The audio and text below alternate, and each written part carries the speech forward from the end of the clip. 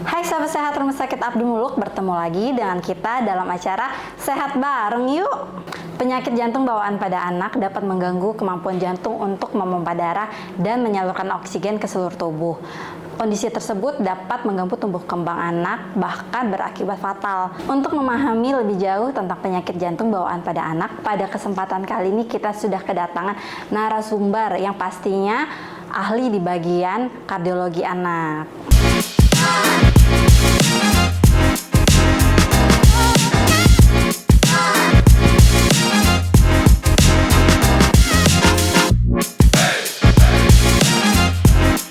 Dan beliau adalah Dr. Laili Indah Kusumawati, spesialis anak, konsultan kardiologi anak.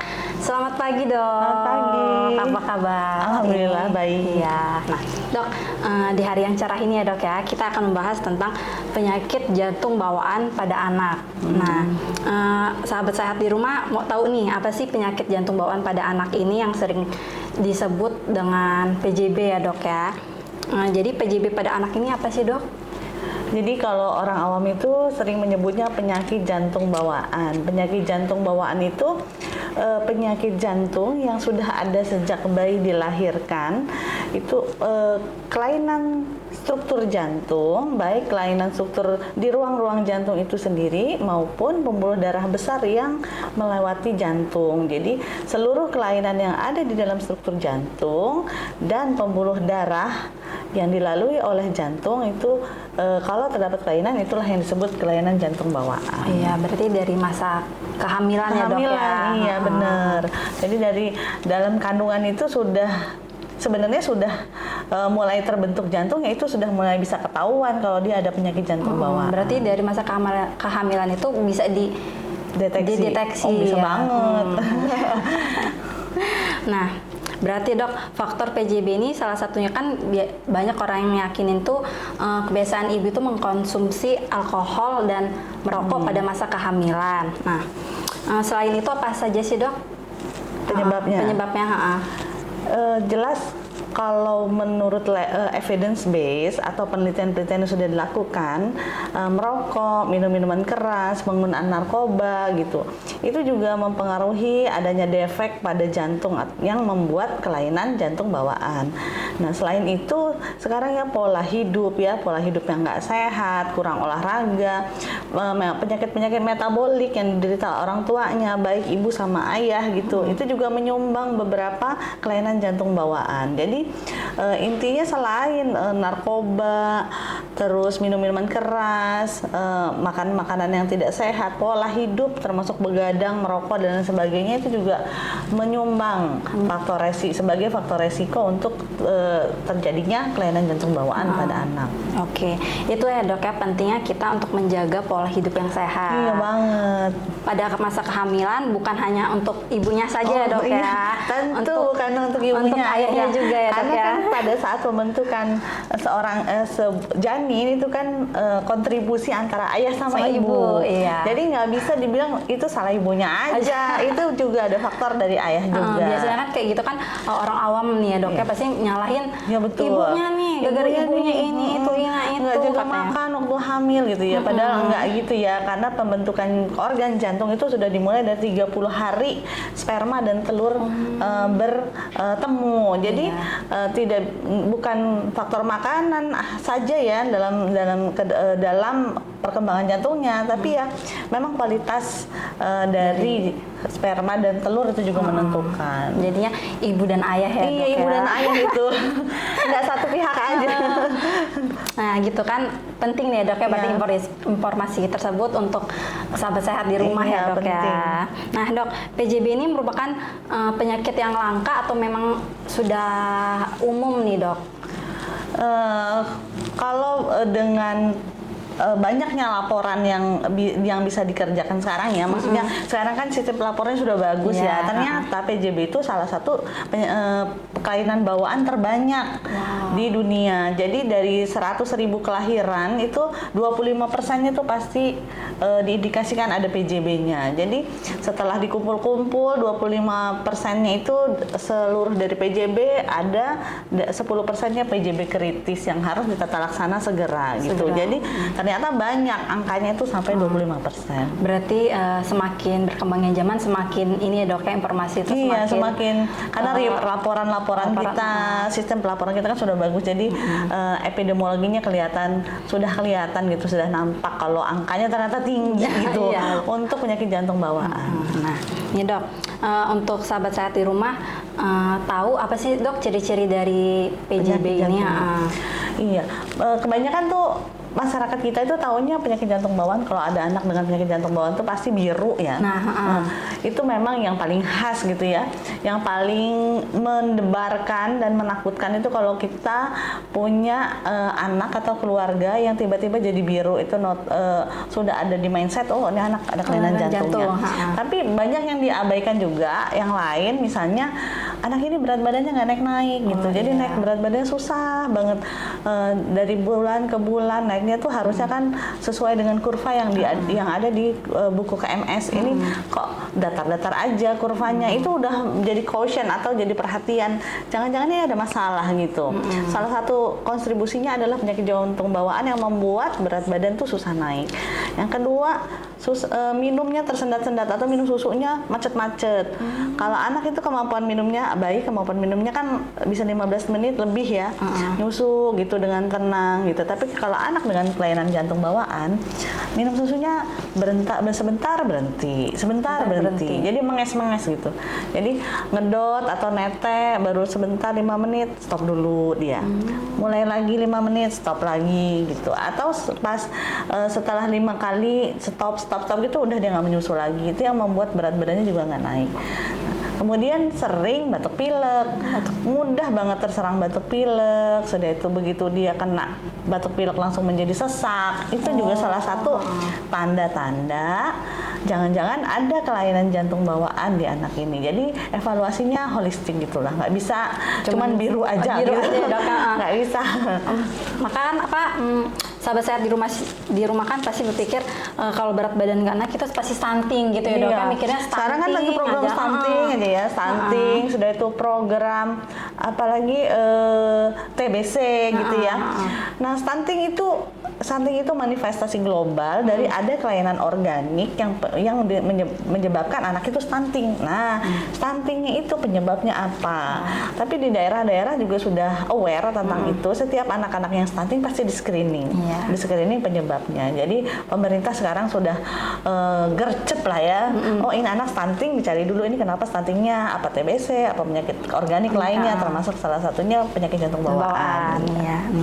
Jadi itu ya dok ya ciri-ciri anak yang dengan penyakit jantung bawaan ya dok ya, tidak bisa hanya cuma salah satu dari situnya aja ya dok ya. Nah kan tadi dokter sudah bahas tentang kebiruan nih ya dok ya.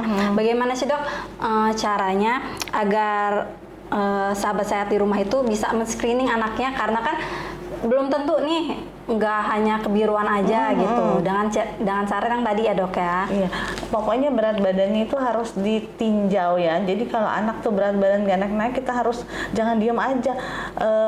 Misalnya nih, saya sudah kasih makan ini, saya sudah kasih makan itu gitu ya. Makannya kelihatan banyak, tapi kok nggak naik-naik. Nah itu kan PR ya. Aduh ini kemana nih makanannya kan? Jangan-jangan ada kelainan jantung bawaan yang membuat energi si anak itu habis untuk kerja jantungnya. Jadi tidak sempat untuk bikin lemak atau massa tubuh yang lain gitu. Selain itu aktivitasnya anak. Kalau bayi kelihatan dari kemampuan menyusu, menyusunya capek-capek tadi. Tapi kalau anak balita atau anak yang udah agak besar, itu kelihatan dari aktivitas sehari. Misalnya dia lari-lari, dia itu diberhenti. Capek. Dia lari-lari terus mukanya kelihatan pucet. Jadi kelihatan capek gitu. Berbeda sama anak sehat kan, kalau lari walaupun capek minum mulai lagi lari gitu. Kalau anak penyakit jantung bawaan lari-lari udah diem, dia ada berhenti untuk dia istirahat yang klinisnya kelihatan lelah banget gitu, maksudnya pucet, berkeringat, terus benar-benar ingin duduk atau rebahan gitu. Kalau anak sehat dia nggak pucet ya dok? Kalau anak sehat nggak pucet, biasanya istirahat sebentar, cuman minum, ngomong-ngomong jalan lagi gitu. Kalau anak PJB agak beda. Kalau diperhatiin pasti berbeda gitu. Nah inilah ibu-ibunya atau orang tuanya harus bener-bener concern gitu. Anak saya kok lain ya gitu kalau main sama teman sebayanya. Tuh. Berarti harus aware ya dok Iya ya sama banget, anak. harus aware. Nih dok, kan tata laksana apa sih yang harus dilakukan apabila telah terdiagnosa PJB dok? Nah, bila telah terdiagnosa PJB, jelas kan kalau ada gejalanya dibawa ke fasilitas kesehatan. Nah, diperiksakan, terus di screening sampai dilakukan ekokardiografi. Penegakan penyakit jantung bawaan itu jenisnya banyak banget kan. Nah, salah satunya yang bisa menegakkan dengan pasti atau gold standarnya adalah ekokardiografi. Jadi setelah ekokardiografi kita sudah akan tahu jenisnya yang mana ini anak gitu kan. Jadi perhatian yang akan kita berikan juga berbeda-beda tergantung jenis kelainan jantungnya. Jadi untuk orang tua, tadi pertanyaannya untuk orang tua ya, apa yang harus diperhatikan kan? Jadi yang harus diperhatikan kalau udah ada PJB, satu, saya akan berpesan anak ini tumbuh kembangnya harus tetap diperhatikan. Jadi makanan atau asupannya harus khusus yang kalori tinggi gitu. Karena energi yang dipakai untuk jantung juga tinggi. Jadi kita harus lebih banyak memberikan kalori untuk metabolisme tubuh yang lain selain habis di jantung aja gitu. Yang kedua, aktivitasnya juga harus diperhatikan. Kalau dia dengan kelainan jantung, apalagi yang biru, aktivitas berat ya jelas nggak boleh ya. Karena kadar oksigen yang masuk ke dalam organ-organ seluruh tubuh dari atas sampai bawah itu kurang, kisaran cuma 80 kalau yang biru. Itu tekor lah intinya. Sedangkan kadar oksigen normal kita tuh di atas 97, kalau dia cuma dapat 80, jelas otaknya kurang oksigen, jelas organ-organ tubuh yang lain kurang oksigen. Jadi kalau anak yang biru benar-benar harus jangan banyak beraktivitas. Yang ketiga, imunisasi. Imunisasi itu tetap harus. Jadi kebanyakan sih nakes-nakes kita tuh di daerah begitu anak saya ada kelainan jantung takut, malah aduh saya nggak berani imunisasi, itu salah ya. Jangan ya deh. Jangan ya. Berarti memang walaupun penyakit jantung bawaan justru harus imunisasi. Karena imunitas dia rendah dengan kelainan jantungnya, kita harus bekali dia dengan imunisasi yang lengkap malah. Selengkap-lengkapnya. Jadi begitu dia sakit, tubuhnya udah mengenali, jadi udah bikin imun, jadi nggak terlalu berat sakitnya. Sebab virus biasa aja untuk anak penyakit jantung bawaan itu bisa heboh, bisa sakit berat, bisa masuk rumah sakit, bisa dirawat lama. Apalagi kalau virusnya belum dikenali sama badannya, itu bakal repot, bisa tiap minggu dia masuk rumah sakit. Jadi imunisasi itu penting banget untuk anak-anak PJB. Jadi sahabat sehat di rumah itu bila ada keluarga atau tetangga yang mempunyai penyakit jantung bawaan pada anak, berarti boleh diimunisasi. Boleh harus banget, lengkap, harus lengkap. Yang imunisasi yang baik yang disubsidi pemerintah ataupun yang di luar itu yang direkomendasikan Ikatan Dokter Anak Indonesia itu harus banget. Paling tidak kalau dia sakit dia tidak menjadi sangat berat gitu. Ya. Jadi tata laksananya ini dok, kalau dengan pasien jantung bawaan pada anak ini sebenarnya bisa pakai obat saja atau memang harus melakukan tindakan? Iya, ini suka ditanyain ya, dok boleh nggak sih pakai obat aja? Jadi permasalahannya penyakit jantung bawaan itu defeknya atau kelainannya sudah ada dari dalam kandungan dan bocor-bocor jantungnya itu sudah ada dari dalam janin. Obat tidak akan menutup bocor-bocor itu, tidak akan menutup defek-defek atau kelainan jantungnya. Tapi obat-obat yang diberikan sama dokter konsultan jantung anak atau dokter-dokter anak lainnya atau dokter-dokter jantung dan pembuluh darah yang menemukan pasien-pasien dengan PJB itu sifatnya hanya membantu kerja jantung.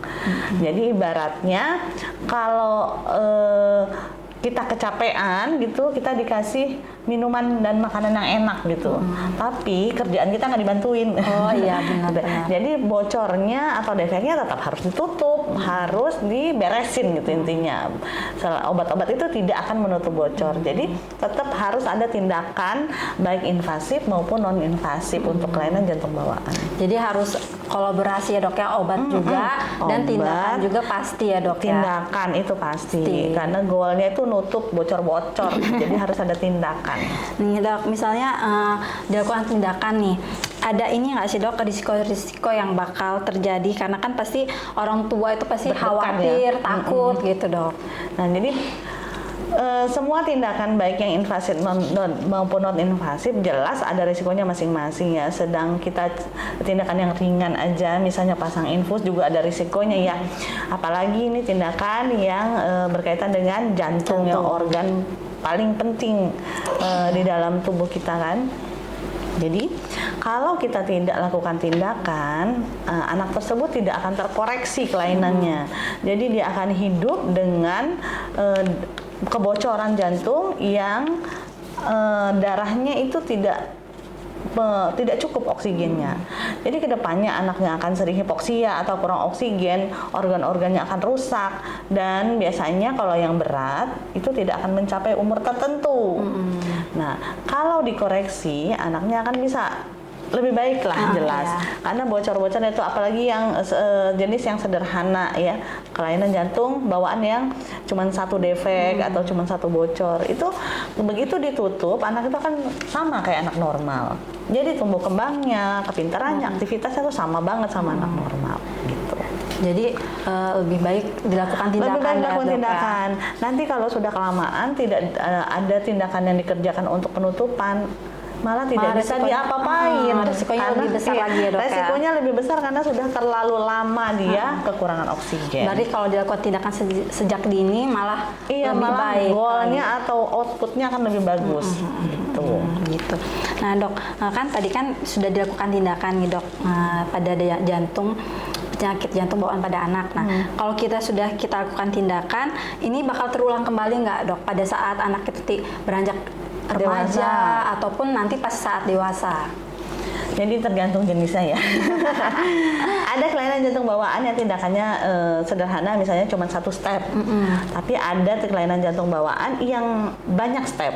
Jadi operasinya berkali-kali. Nah, tahu dulu jenisnya yang mana gitu. Kalau yang sederhana aja, biasanya 90% ke atas keberhasilannya ya bagus. Baik itu dengan invasif, operasi ataupun non invasif, kateterisasi gitu.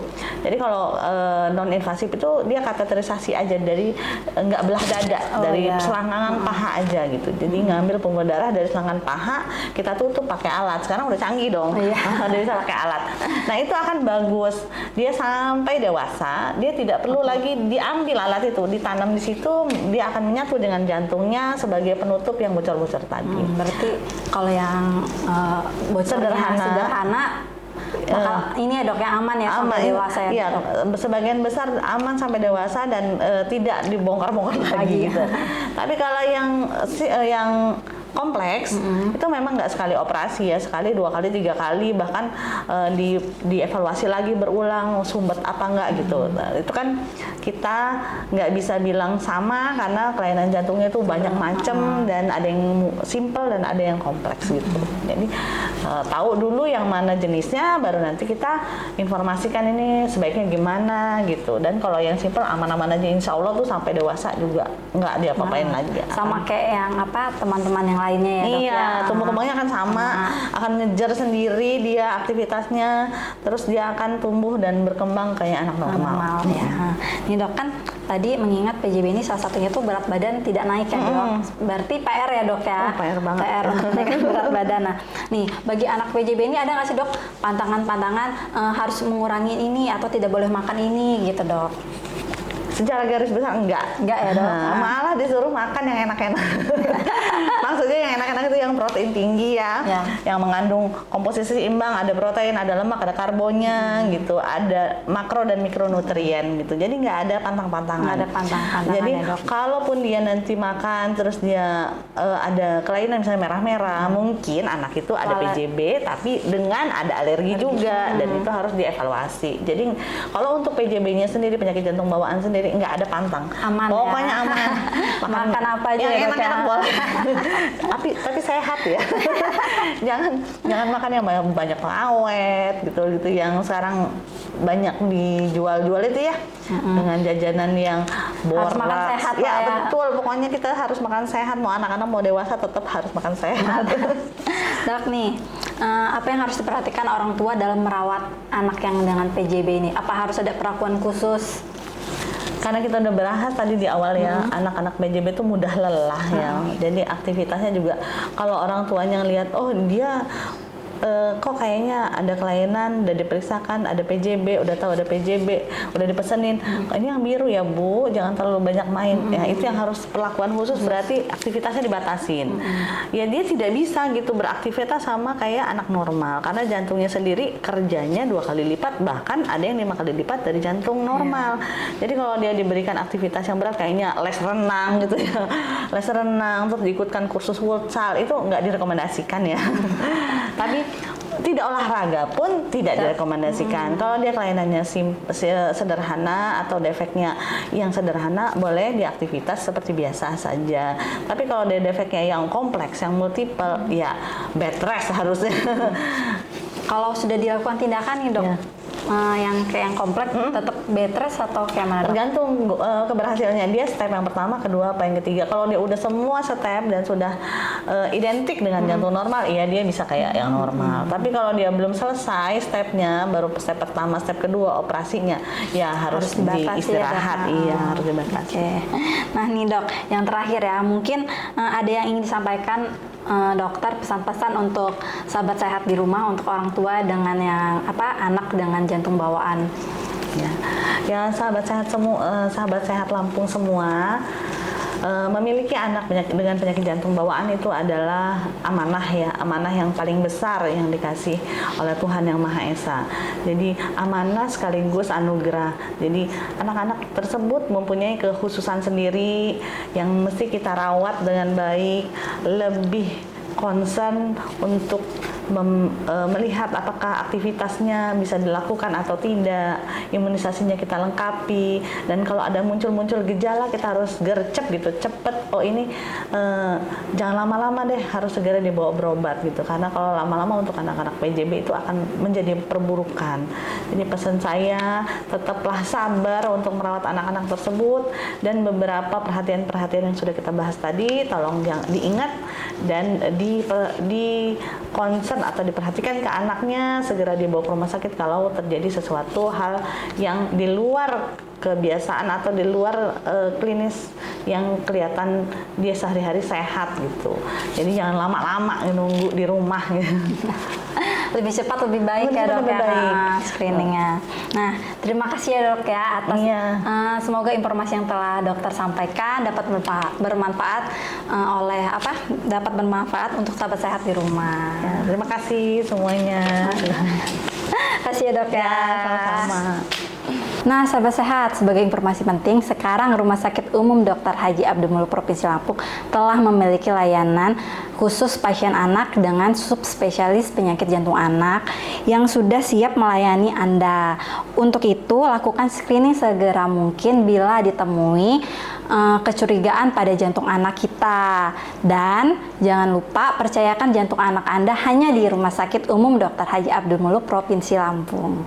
Jangan lupa like, share, komen, and subscribe channel YouTube kita karena masih banyak informasi kesehatan lainnya bersama narasumber kita. Saya Dina, promotor kesehatan, pamit undur diri.